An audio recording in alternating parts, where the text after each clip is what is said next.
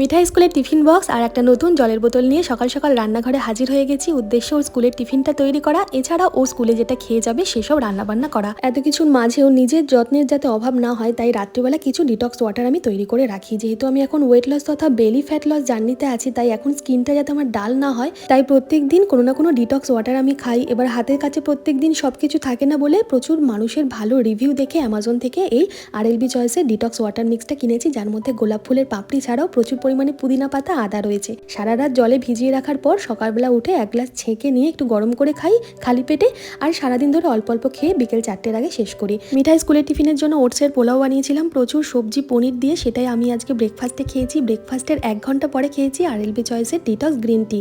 এটা সন্ধ্যেবেলাও একবার খাই আমি। এর মধ্যে রয়েছে লেমন গ্রাস, আদা, হলুদ, দারচিনি, এছাড়াও খুব ভালো মানের গ্রিন টি। অ্যামাজন থেকে তোমরা এই কম্বোটা নিতে চাইলে লিঙ্ক আমি দিয়ে দিচ্ছি কমিউনিটি পোস্ট আর ফার্স্ট কমেন্টে।